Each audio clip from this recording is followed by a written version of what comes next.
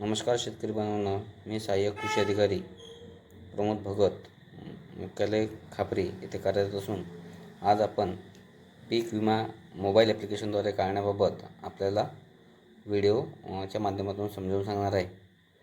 तरी आपल्या या यूट्यूब चॅनलला पहिल्यांदा बघत असाल तर सबस्क्राईब करावं आणि बेल आयकनची बटन दाबून द्यावं, जेणेकरून आपल्याला जेव्हा कधी नवीन व्हिडिओ येईल तर आपल्याला सर्वात पहिलं मिळेल. ॲप्स ओपन झालेला आहे. तुम्ही मागच्या वेळेस जो मोबाईल नंबर टाकलेला होता त्या मोबाईल नंबरमध्ये लॉग इन करून घ्यायचा आहे आणि नवीन क्रॉप इन्शुरन्स काढायचं असेल तर या अशा पद्धतीचे टॅब ओपन झालं की आता नेटवर्क अशा प्रकारे ओपन येतं महाराष्ट्र खरीप PMFBY 2025 आणि सबमिट आणि नेक्स्टवर क्लिक करायचं आहे. तुमची बँक मागच्या वेळेस ज्या दिल्या होत्या त्या बँक येणार आहेत. आपण या ठिकाणी आता आम्ही युनियन बँक ऑफ इंडिया हे सिलेक्ट केलं आहे. सेव्ह अँड नेक्स्टवर केलं आहे. सेव्ह अँड नेक्स्टवर केल्यानंतर ॲटोफिल पूर्ण माहिती आपल्याला मागच्या वेळेस जी भरली ती होती, फक्त पासबुकवरचं नाव काय आहे ते लिहावं लागेल. तर इथं मी लिहिणार आहे जे माझ्या वडिलाचे नाव आहे ते.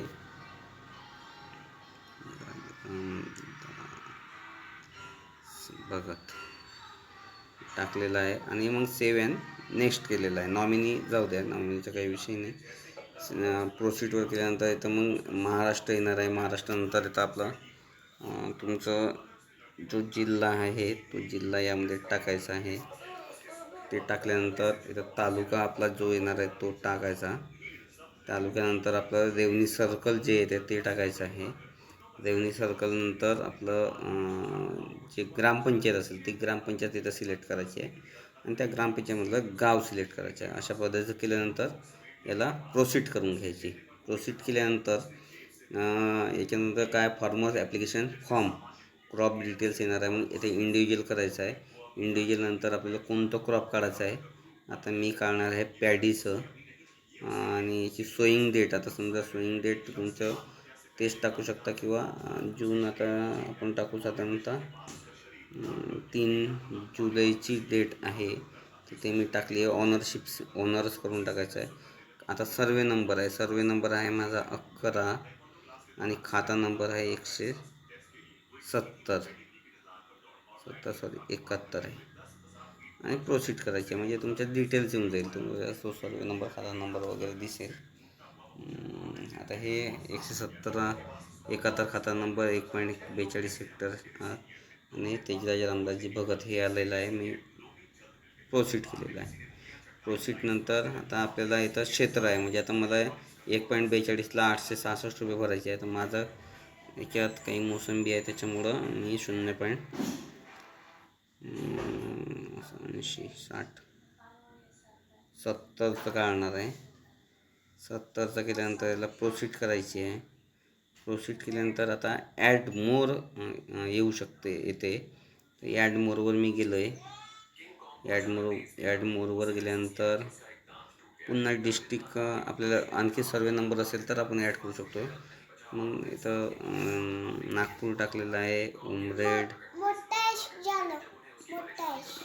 हां 2 मिनिट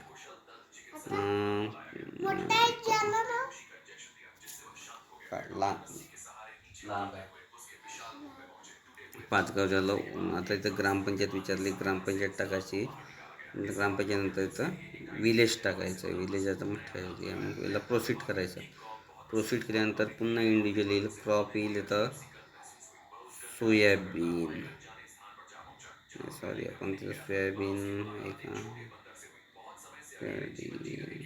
सोयाबीन टाकून देऊ. सोयाबीन नंतर इथं आपलं याच्यामध्ये सोईंग डेट विचारली आहे. सोईंग डेट आहे आपली 25 28 27 जूनची. हां हो या हे टाकायचं. ओनर टाकायचं. सर्वे नंबर आहे 10, खाता नंबर आहे 170 टाकला आहे. समोर आलं आहे. आता त्याच्यात नाव येईल पृथ्वीराज भगत आणि पृथ्वीराज भगतच्या जागी हे 41 आर आहे 1.31 आहे. तर इथं आपण टाकू 1 हेक्टरचा पीक विमा ते टाकला आहे, त्याला पण प्रोसीड केलेली आहे. अशा प्रकारचं दोन याचं आता 580 आणि 470 अशा प्रकारचं दोन इंडिव्हिज्युअल आपण पॅडी आणि सोयाबीनचं केलेलं आहे. याला मी प्रोसीड केलं आहे. प्रोसीड केल्यानंतर याच्यात पासबुक अपलोड करायचं आहे, पहिल्या पण झेरॉक्स, लँड रेकॉर्ड अपडेट करायचं आहे आणि सोईंग रिपोर्ट करायचा आहे आणि सबमिट करायचं आहे. अशा पद्धतीचं केलं की समोर बाय प्रोसेस समोर जायचं आहे.